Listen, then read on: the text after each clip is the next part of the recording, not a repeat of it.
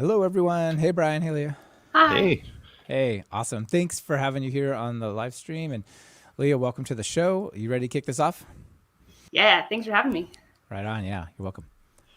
Hello, and welcome to Python Bytes, where we deliver Python news and headlines directly to your earbuds. This is episode 262, recorded December 8th, 2021. Oh my gosh, it's almost winter.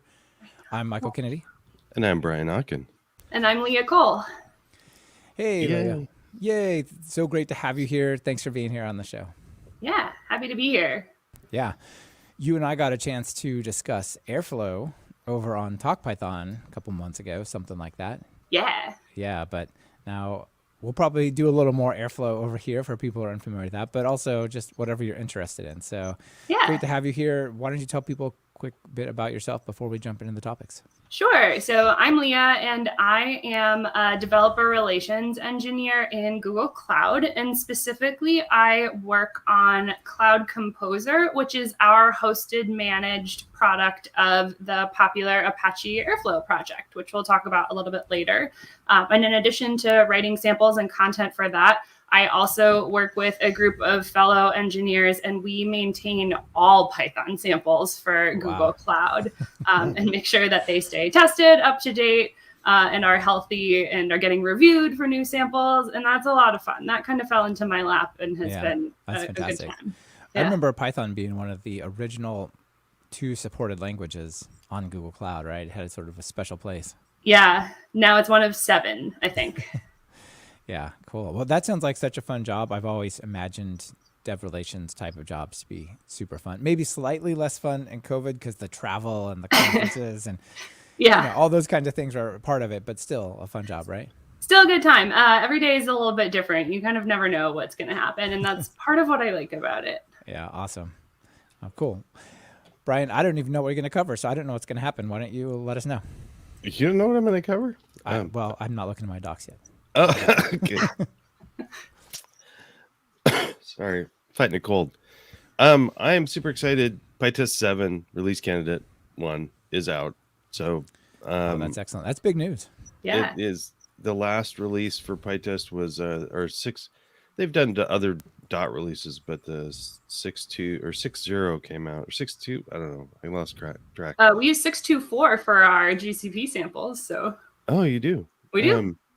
Well, this I think it was. I wrote this down. The 6.2.0 was released on December 2020, so we're ready for a new one. So 7.0 is out, the release candidate at least, and so because it's a release candidate, to install it, you have to do pip install pytest == 7.0.0 rc1. We've got that in the show notes. It's also on the release announcement page for PyTest, but I wanted to go through some of the cool features that I'm really excited about. There's a lot of great things in there. There's some little improvements with the approx thing. So one of the things that PyTest has is an approx. So you can say floating point numbers if you're comparing them. You should never do equal, but you can do equal approx with PyTest, and it's really pretty cool. That's cool. I didn't know that, because any science you're doing is so, like, double equals is the kiss of death for floating point math comparison. Yeah. Well, in the PyTest approx does now the docs reference the NumPy comparisons, which is nice because NumPy has some really cool features around that. Nice. But PyTest out of the box does, and now also with mappings and dicts and other sets, it handles decimal types, which is nice. Decimal types, of course, are very useful when working with money and other things that need to be exact decimals. One of the things that's really cool is the sequences are compared better. So if you have like a list of numbers and you compare against an approximate list of another numbers, I didn't know you could do this. It will tell you which index was wrong and by how much. And actually not by how much, but what the expected was, and that's pretty neat. So those are little minor features. Most of these are kind of minor but major for somebody, right? So one of the things I like is some people have mentioned fixtures, or sometimes when people use a lot of fixtures, they don't know where the fixtures are. Well, there's a couple flags, fixtures per test and -- fixtures. There's both those flags are helpful to find out what fixtures you have available. And now by default, they print the location of the path in with the fixture name. And you can also do a verbose option that prints out the full doc string, which is pretty handy.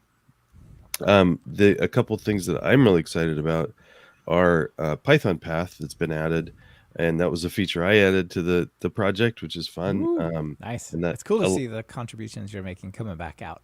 Yeah, it's cool, and it's and then there's a bunch of other features that I contributed to by just saying this is a little weird. Can we fix this? And somebody else volunteered to fix it, so it's nice. That's the best kind of contribution. Yeah. One of the improvements in the docs, which is kind of fun, is there's an auto-generated list of so I've got the changelog going on here. And I got to come back to this. There's an auto-generated list of plugins, and there's 963 right now. We'll refresh it. Nope, still 963, but that's a lot.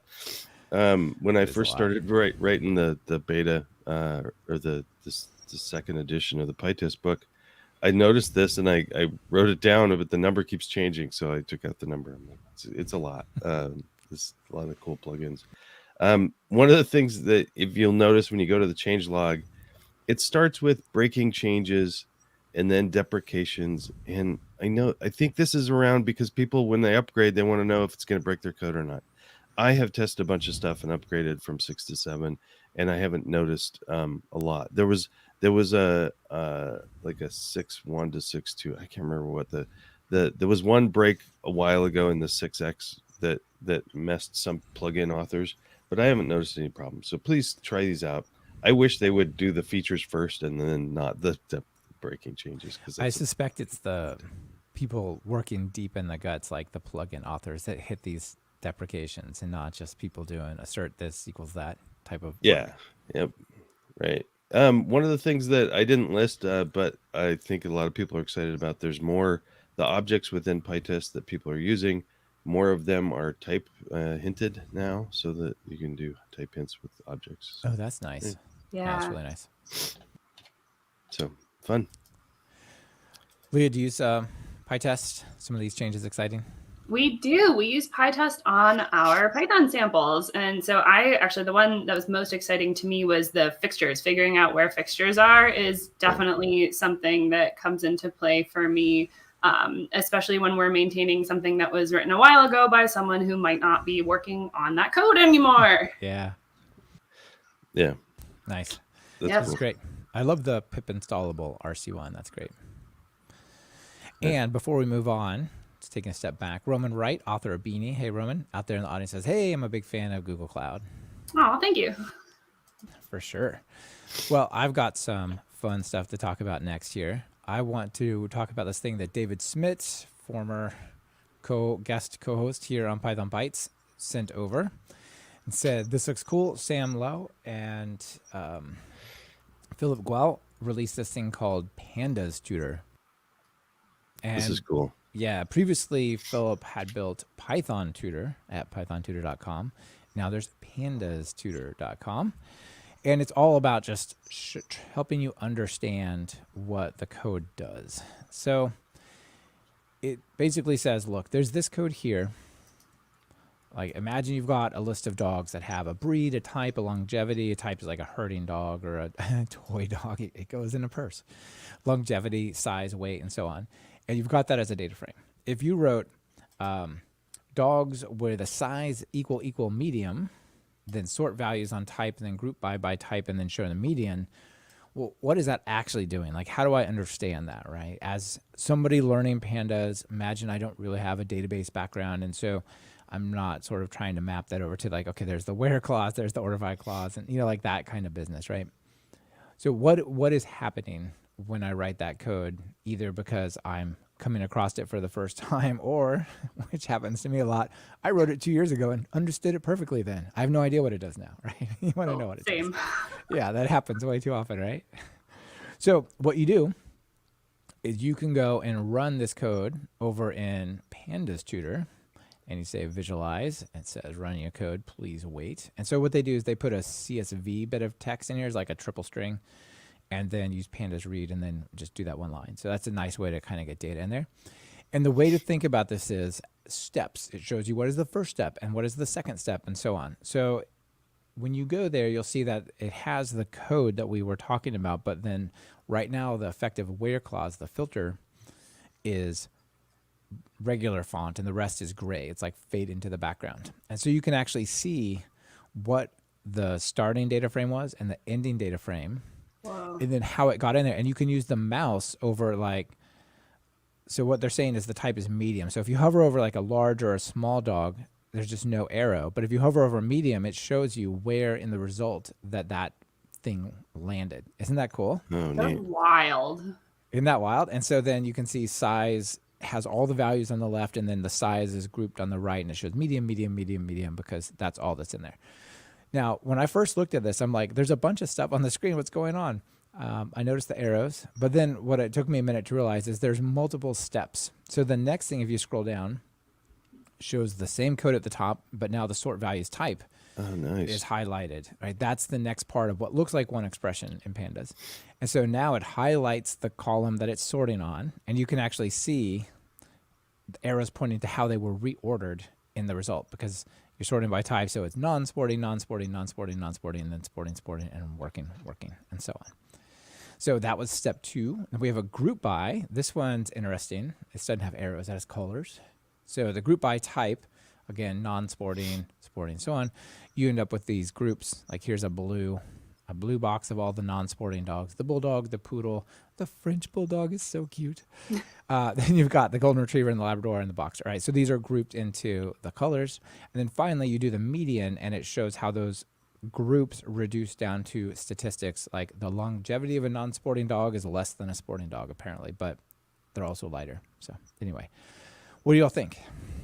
Oh my gosh, I love this. This is nice, right? I'm a very visual learner, so I really appreciate this. And especially if you're working with data that you kind of aren't sure what it does and or the code, like it's pretty incredible. I'm filing this away. It's going to go in my team's group chat pretty much as soon as we're done recording. In fact, yeah, it's awesome.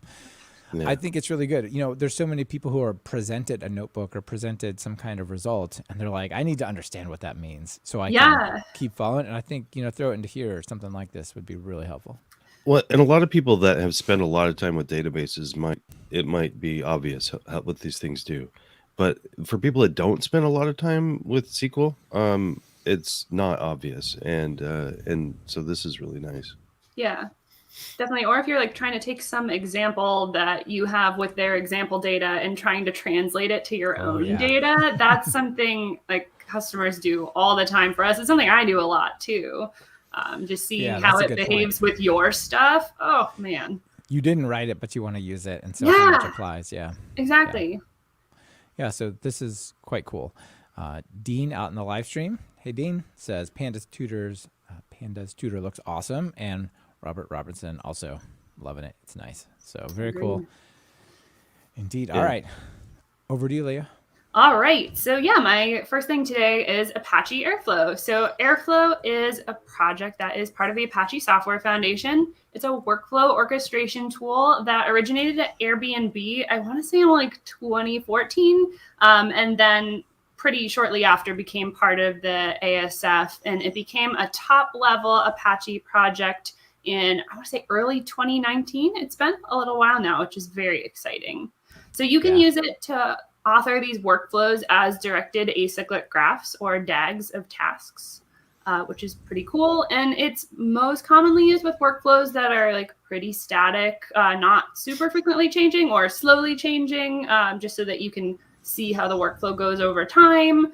And that allows you for some clarity and continuity in your workflows.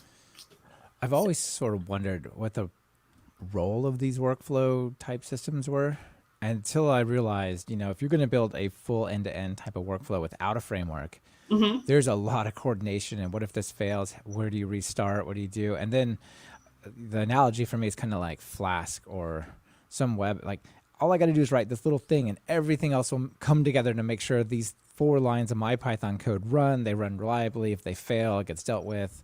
Right. It allows people to not have to understand the whole system and just go, I need you to load up this file and put it into that database. Can you write that code? And that's all you got to know to be part of some complex thing, right?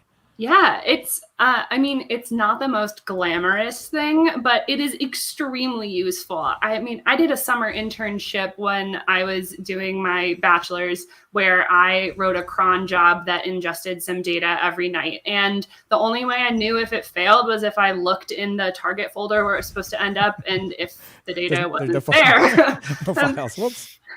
that sucked. I'm sure a lot of people have dealt with that. And this is actually like a really common Airflow workflow, which is the extract, transform, and load, the ETL workflow, which is where you have data somewhere that you want to get, you want to do something to it, or maybe not. Maybe you just want to extract and load it. And you want to put that result somewhere else, either locally or in the cloud for all of that. And Airflow lets you do all of that. And you can see the history of these jobs. There's a UI where you can see, did it fail? It has a helpful error message if it failed. It's not just, oh gosh, the data is not there. Yeah. What do I do? Yeah, you got a really cool UI where it shows all the parts of the workflow running and like whether or not they finished successfully and stuff, right? Yeah, and it got a makeover fairly recently. So it's had a lot of improvements. Yeah, that's super cool. Another thing maybe you could talk about really quick is the connectors. I don't remember exactly the right terminology. There's a name for them.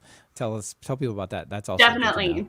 So these connectors that you're thinking of, I mean, we can use the word connector to describe what it does. There are these things called operators in Airflow, and an operator executes a single task. And so that might be executing a bash script or executing a Python script. But we also have these connectors that are grouped by providers, which might be your cloud provider or other software providers that allow you to execute code there. So for example, we have a ton of GCP operators. One example might allow you to create a data prop cluster, or then like run a job on that data prop cluster and maybe tear it down when you're done.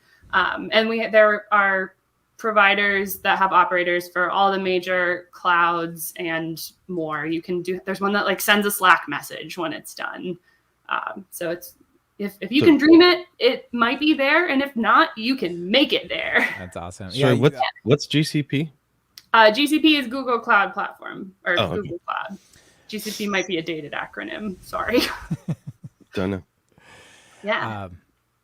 Yeah, so one of the advantages I think of that's really cool is you don't necessarily have to know all those APIs. Like if I was going to connect Slack to GCP to like Azure Blob Storage to like some hosted database, I don't have to learn all those things. I can just sort of click it together.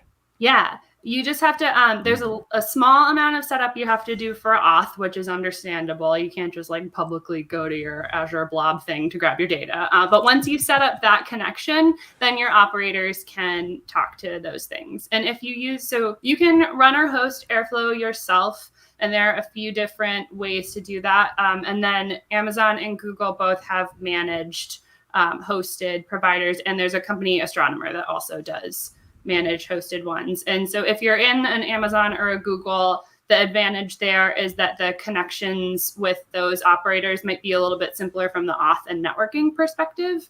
But other than that, you can still, like if you're running in Cloud Composer, which is Google's Airflow, you can still be using the Amazon or the Microsoft operators to pull data from over there. That's really common. And you see it all the time, and do some stuff in Google Cloud and either put it back in the other cloud or leave it in Google Cloud. That's totally normal. And people are doing that all the time. Right on. Yeah. Cool. I think this is neat, and people for whom that would make sense. You're like trying to do these sort of running in the background, schedule jobs, or there's triggers as well. Like a file has been uploaded or landed here, right? Yeah. Let's talk about that. So that's actually, I had written down this one example, but I'll adapt it slightly since you mentioned triggers. So that's another common type of operator, these sensors where you wait for a certain condition to be true, and they're used in data analytics workflows all the time. So like one example workflow might be waiting for a particular file to appear in a cloud storage or an S3 bucket. So you'd use one of those sensors to wait for that to happen. And then you want to do something to that data. So let's say you then create a data prop cluster that is going to run a PySpark job on that cluster. And then you can store the results in BigQuery at the end and then delete the cluster and like send a Slack message when the job is done. That's a very common ETL thing, including that sensor. Yeah, that sounds pretty nice. Definitely seems interesting and quite useful. Brian, Yeah, it's a lot of fun. thoughts before we move on. I have a question. If you wanted to get started with something like this, I was trying to look for tutorials and getting started and stuff like that.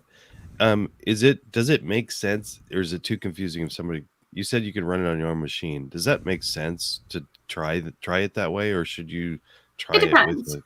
Okay.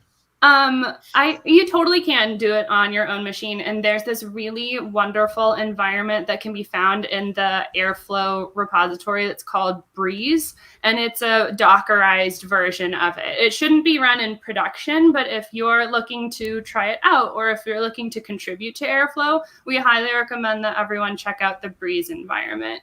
Right now, I have the community page pulled up where you can join the dev list in the Slack if you have questions. But if you were to go to the GitHub repo, you would see Breeze right on that first page.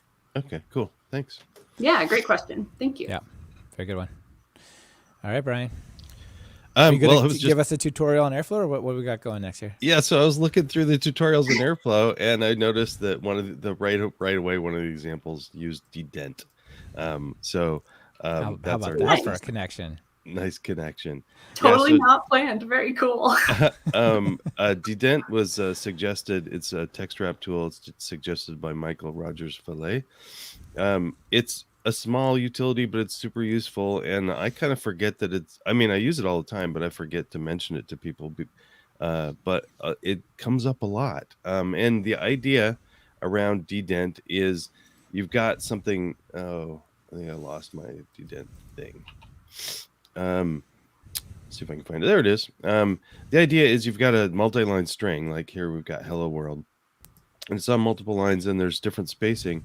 But as you notice, I want to define it within a test, within a test function or within some other function, and so there's this extra like space at the beginning. That's in the string. It's in the multi-line string, and we don't want that. We want it to be just no, like nothing at the beginning, or the same amount chopped off. So one of the options that people have used before is to just define a multi-line string out of the function. You just do it out of the function, then it's just against the left side of your editor or whatever on column 0, and you don't have to worry about it. But it does bother some people that you've got this variable defined outside of your function when you're just using it within one function. Yeah. So dedent is the answer. So what dedent does is it just takes a multi-line string and strips off all the common white space at the beginning. That's it. But it's super useful. They've got a little example that we're showing here, but I think this is not a great example. So I wrote a new example. Oops, fell asleep. And so the idea really is I've got a function that either prints stuff or has some output, and I want to be able to compare that string, and I want my comparison to be in the function. So I use dedent to just write it right in my function, and then I don't have the spaces. And then anyway, so this is a pytest example of how you could test a output string. So anyway. This really sounds like a classic example of there's a problem, like the open source. This really bothered me, and so I wrote something to fix it, and it's wonderful. Like the time-honored open source reason to make something. Yeah. But I also want to remind people that dedent is not the only thing in textwrap, and textwrap has a whole bunch of other cool tools. So it's used.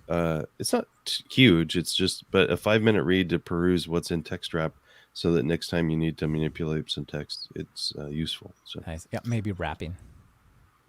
Yeah, like wrapping.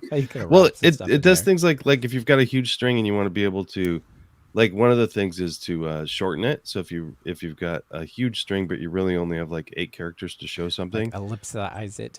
Yeah, it does that for you. So that's nice. That's there too. That's good because I've written that code. It wasn't fun.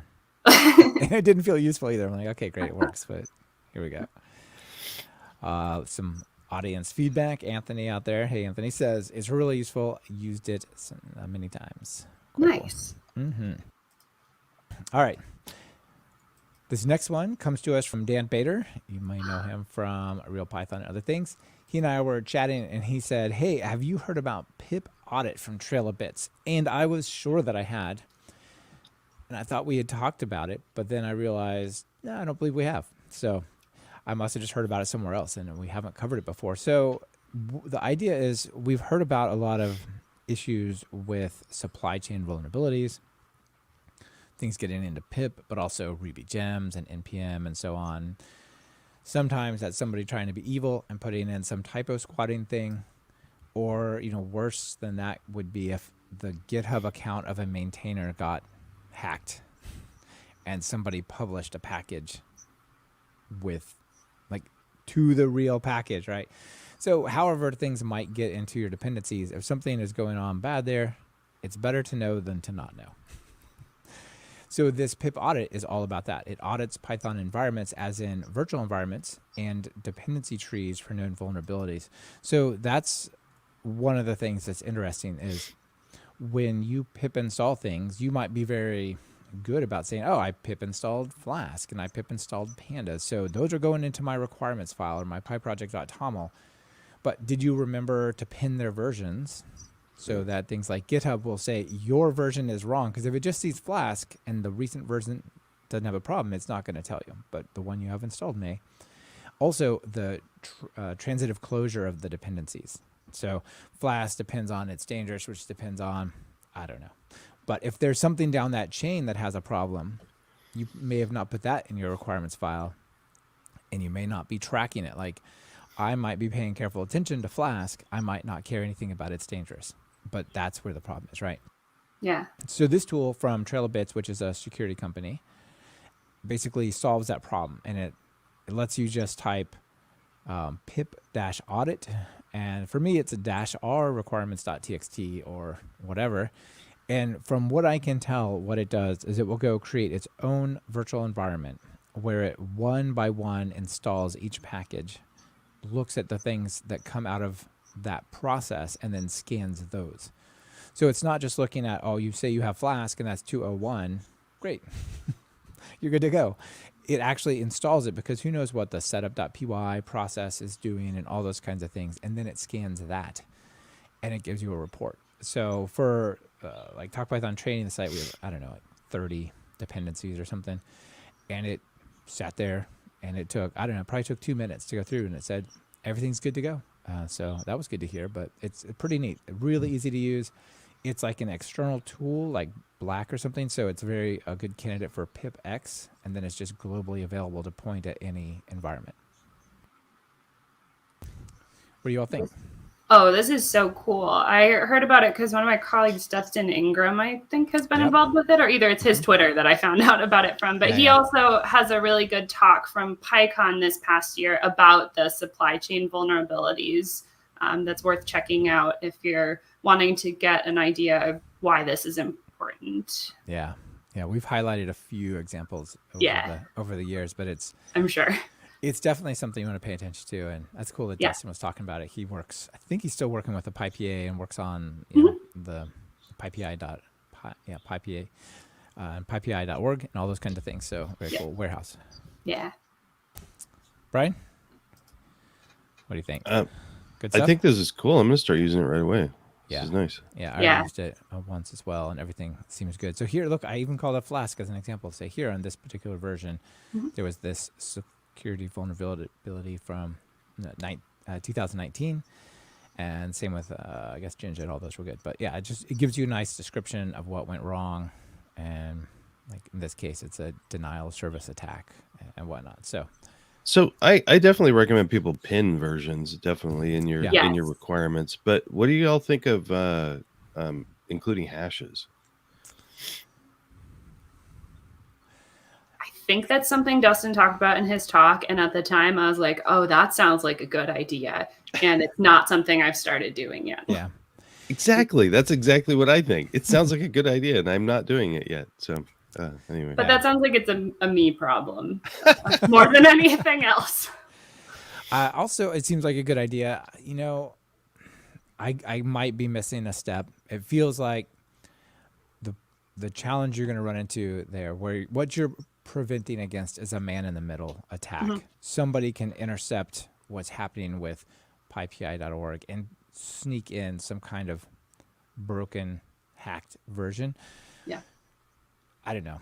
I don't necessarily trust what goes into pypi.org, but I trust pypi.org. So I'm not super it's not my biggest worry. There's like 10 other worries that make me have a hard time sleeping at night about running stuff on the internet that precedes that. So I haven't worried about it, but maybe I should.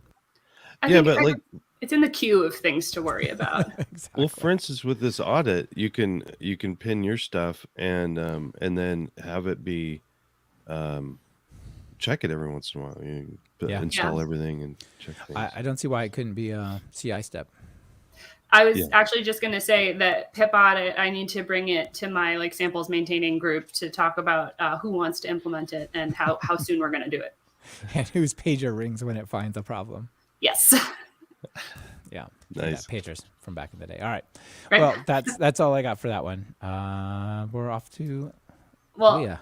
I'm so glad you mentioned pinning requirements because that's a great segue for managing samples for GCP. So what I have open right now for Google Cloud is an example documentation page. I picked Cloud Composer because it's what I work on. And I wanted to give an example of where this code lives that I'm talking about that I work with this group to maintain. So this is a page that's about using a particular Airflow operator. And if you were to scroll on it, you will see these code samples, and they are all stored in GitHub and then embedded in our docs. So you can click view on GitHub on any one of them, and it will take you to the linked repository. You can look at the history, look at everything in context. So we have thousands of samples for all of the Google Cloud products, just for Python. But we have them in other languages too. And they're located across hundreds of repos. This happens to be one repo that has samples for multiple products, but we have other repos where things are stored too.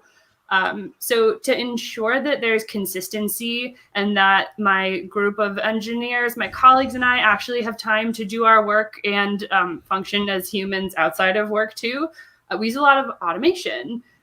So we use a lot of bots to do things like keep our dependencies up to date, check for license headers, auto-assign PRs for reviewing, syncing repositories with centralized configurations, and even more, which is pretty great. And this is actually where the pinning requirements comes in. We very strongly believe in pinning requirements because it makes the samples easier to maintain and test against. And it's easier to go back to the product and say, hey, you just pushed a release candidate for your product and it broke your samples.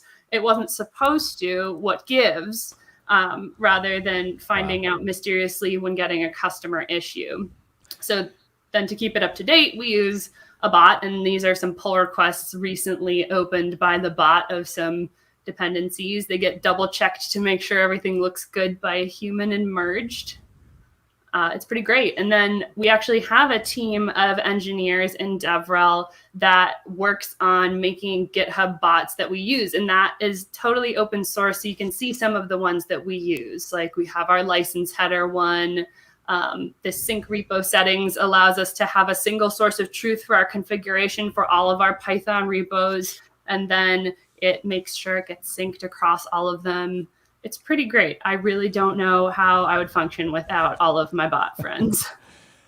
This is super cool. I can just imagine how much work it is to keep all of those different things in sync. And I have worked recently on projects where I'm like, okay, I got to integrate this library. I'm going to go to the documentation, and I try to use like the one or two functions that the whole thing does. And it's like, nope, that parameter doesn't exist, or you're missing some parameter. You're like, come on, at least just keep the signature right, you know?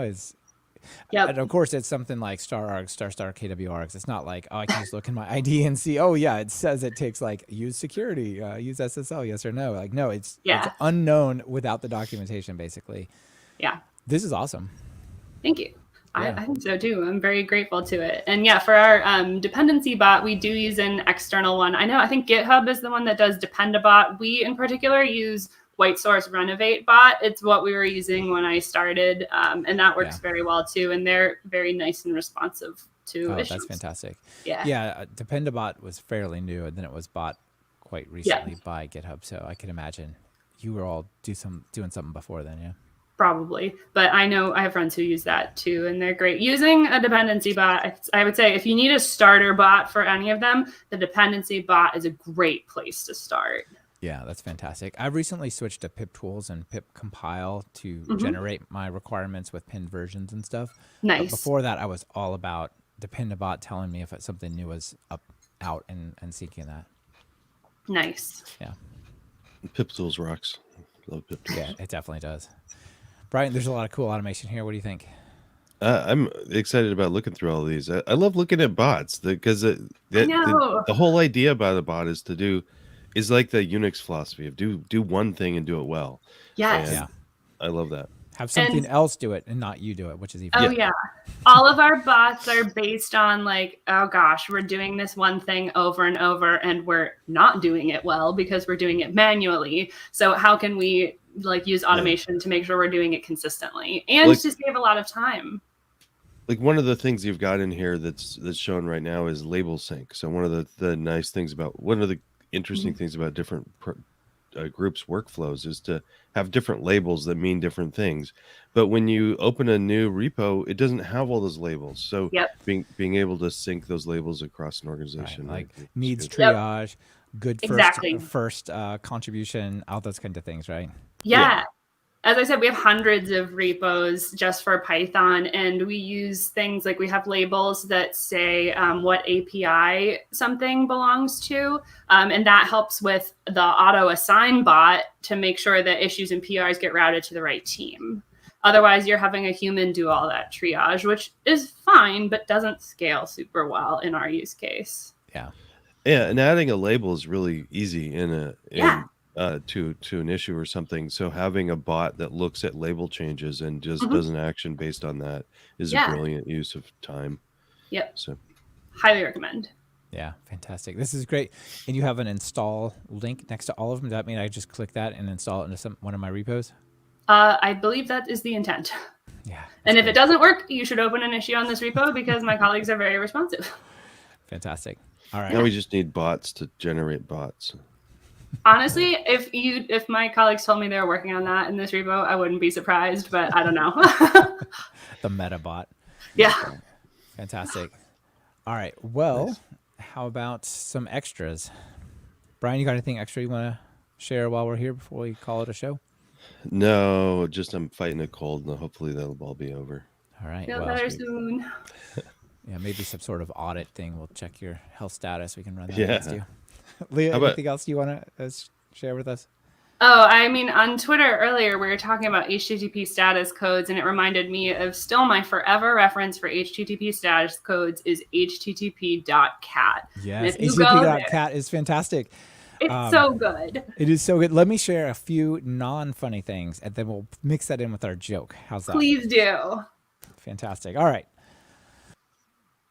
The first one has to do with, speaking of GitHub, another cool GitHub thing. You know, you could press dot, and that would do certain things. This only works if you're signed in. But now there's a command palette. This idea of command palettes are becoming popular in UIs. We've got it in VS Code. We've got it in like Superhuman, the email. And often you get them by pressing Command K or Control K. And now you have that for GitHub. So if I were on a repo where I could do stuff to it, I could hit Command K, and then it will say, what do you want to do? Search or jump to? I could go to pages, issues. I could look for, let's see, look for the app. If I just type app, it'll search for those. I could search for all sorts of things here, and boom, it takes me and shows me all the apps. Isn't that cool? That's Yeah, so nice. cool. Command palette. Yeah, that's now a thing.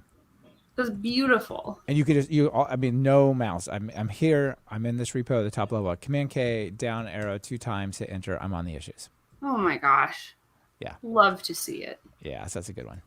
The other one, the other extra, is Python 3.10.1 is out, released December 6th, so as in 2 days ago. Wow. It's got a fun little snake with a hat on. Love That's it. about 3.10. So let me describe. I can cover the entire release for you. So Python 3.10.1 is the newest major release of the Python programming languages. It contains many features and optimizations. So now you all know what's in it. It's very vague. Very Sweet. vague. Apparently it has 300 commits of changes and fixes. One thing I wanted to know, are there security updates? Yes or no? Like, should I install this if I'm curious, or should I install this now before tomorrow because someone's going to start poking around? I would love if it would say that. There's a great thing about the major features, but that's just 3.10, not the plans. So anyway, still good. Yeah, we've been having fun making all of our GCP samples, making sure they're 3.10 compatible, which we're getting there. It's all waiting for certain dependencies to be ready. But a lot of fun, very exciting to see. Yeah, that's awesome. Well, you can look at the change log. So if you look at the 3.10, the change log, you can see 3.10.1 and stuff. I can. Yeah, go up a little bit. Full change log there, maybe. Yeah. Yeah, I can't. That's true. I can't go to the change log there and check that out. So, but having a security thing would be just like a TLDR. Yeah, exactly. Cool. Well, and also a lot of people didn't want to try 3.10 until we got one patch release. So now we have one patch release, so there's no excuse. So now it's quote safe. I've been running it for a day in production, and it seems okay. I put it on one site to see if it would hang in there. It seems fine. So we're okay. Yeah. The samples that are using it are doing fine. They've had passing periodic builds for a while. Yeah, fantastic. Yeah. All right. Are you ready for some cat? No, I'm ready. Sorry. Yes. I mean, we started our conversation off today talking about cats, and it's true. Before we hit record, so I feel like we should round that out. Yeah. Definitely.